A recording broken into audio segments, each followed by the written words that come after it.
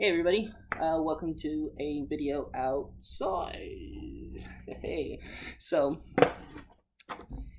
it's been a few months now since everybody's been a couple of months, excuse me, since we've been told to go inside and stay inside, right? And so the gyms were closed, restaurants were closed, outdoor activities have been very limited, and in all of that, I have picked up skateboarding. I was already kind of curious about returning to skateboarding because I used to do it a lot when I was a kid. I just was never good. So, so the moment that I actually fell off of skateboarding and I said that this isn't me, this isn't for me, I'm just not good. Um, I guess I didn't really look back. But my brother actually does skate and he's really good. And if he had continued, I actually believe that he could be a pro. But yeah, so I found his skateboard and I started playing with it a little bit. One of the things that I've noticed from returning after being 10 plus years off the board is that the minute you try to um, go down to do a trick, a simple ollie, uh, you realize how weak your your thighs have become because you just feel like they're gonna collapse the minute you go down. So I see if I could show you guys. Um, well, I'm actually at an incline right now, so uh, let's see. Let's see if I could adjust this. So as soon as you try to go down to do an ollie, you feel it really tense here. Of course, I've been practicing since then, so it's become a lot easier for me. But the first couple times I could barely get the board off the ground. During warm ups, I couldn't even get off the ground, and sometimes I still kind of struggle with that. I'm not. I haven't got to a level where I have the confidence to do tricks while moving and not being afraid that I'm gonna hurt myself, because this definitely will make you fall from time to time, and it hurts. It hurts. If you think that emotional pain, depression, loneliness, you think that those hurt. Jesus, man, fall off of one of these, and you'll be reminded that that hurts, but you can. This is just a different type of pain, is what I'm really trying to say. I haven't actually hurt myself lately. I got in a little bit better at board control, but at first, like my hands were like really scraped up. I have a bruise on.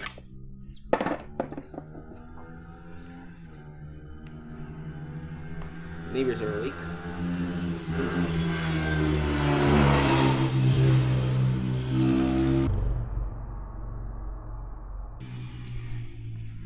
I have a bruise here on my foot. I don't know if I can show you guys. I don't really want to move the camera. No, it's already gone away. But from practicing my kick flips, so what would happen is I would pop the board and it would flip and it would just, I would miss and it would just go bah, bah, bah, over and over and over again. But it's been a lot of fun. It's been so much fun to just go back to the board and expand my lungs. One of the things that I really admire about skateboarding and skateboarders in general is that this sport really teaches you patience. It really teaches you perseverance. So I want to say that I probably started skating again, about midway through March. I found my brother's board there, and I picked it up, and I just started playing with it. Eventually, I went and grabbed my own board so that I wouldn't touch his stuff, because I felt kind of bad about using it. And I also wanted my own board, and I found this color. I really liked it. But yeah, that was about mid-March, As soon as I started getting really comfortable with the board again, I continue to just try learning all the new tricks again, or all the tricks that I used to know. Pop shove it, 180, manuals. And that was about my arsenal of tricks that I used to know when I was a teenager, young lad, skating with my brother and my cousins. And there was during that time I would always just try to learn the kickflip, because once you learn the kickflip, it can open up a new set of tricks available to you. So back then I only ever landed 2 kickflips ever, and no one ever witnessed them. So immediately I was like, yeah, I'm gonna learn how to kickflip now. I'm an adult, I'm bigger, I'm smarter, I'm sure that I can figure this out. And so it took all of the rest of March, all of April, and finally on May 1st, I landed my first kickflip.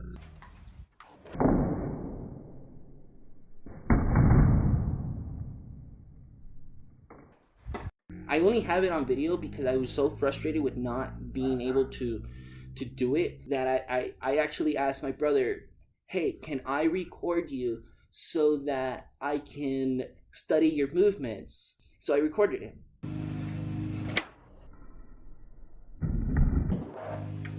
And then I started recording myself. They're like, okay, well, I'm obviously not doing this. I'm moving my foot back. I'm jumping sideways, or I mean, like I would pop it, but instead of being above it, I would move this way, whether it's my front foot or my back foot. So it was when I started recording him and studying. Well, I recorded him and I started studying my own movements. Is where I finally got it. It was April 30th, and I landed it, and immediately I lost my balance and just fell off.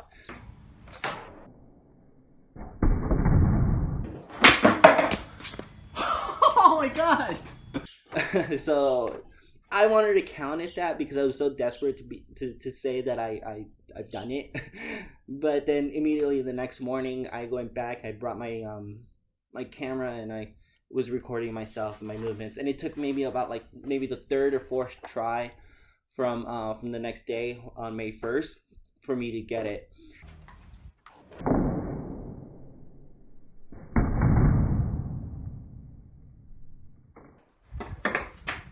And here's the thing. Here's the thing. When I said that, it's all about perseverance and dedication and patience, it is true, because just because you did it one time doesn't mean that you have them on lock.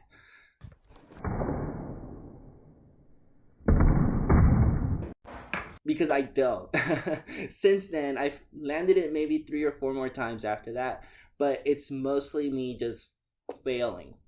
A lot of failing. But that's also the thing, is like, every time I try to do a pop shove it, I don't always land it. I can do them, but sometimes your movement is just slightly off. Sometimes you just lean a little too forward or a little too back. You have to just feel it out and know.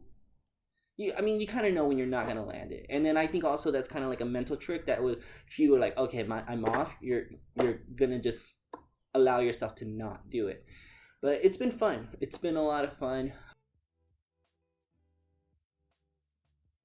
I've really gotten into it since then, and I've already started looking into getting a cruiser board, which has like difference between these and the cruiser board. So it's like, well, for this is actually the popsicle shape. So this is more for like street skating and stuff, or like doing tricks and yada yada. It's like the standard skateboard. The cruiser boards are more like old school style, and they also have like varying shapes and stuff. But the wheels, and you can have them on these type of boards as well. They're just wheels. You just kind of pop them out and put some new ones in, and tighten them. Is that they're bigger. These are kind of hard, and the cruiser wheels, I guess they're supposed to be softer. I don't know yet because the board hasn't arrived. But yeah, so I'm gonna use that one just to cruise around the neighborhood. But oh, and then because these are smaller wheels, they're more likely to get caught in cracks and the little gaps on the floor, and so you're likely to fall more. But yeah, it's been fun. It's a lot of fun. If you guys are curious to try, definitely recommend you do it. The great thing about being a skater in 2020 versus early 2000s, mid 2000s is that we have a great, huge archive of skate material on the internet, whether it's YouTube or Google and such that are there for you to utilize. So, yeah. Anyways, I was in the middle of my skate session. That's why we're outside, and I just got in. I was like, okay, I've been wanting to record this video. I'm gonna do it now. I've been skating from here, going down my driveway here, and then going practicing my manuals about like there. Yeah. God, that was hard. That's what she said. Alrighty, guys. So as far as scripted videos go, I am still working on those. They're coming. I just wanted to take a break from making a scripted video and to talk to you guys about skateboarding because it is a whole lot of fun. Let me know what you guys thought about this video. I'll catch you guys next time. Bye, John.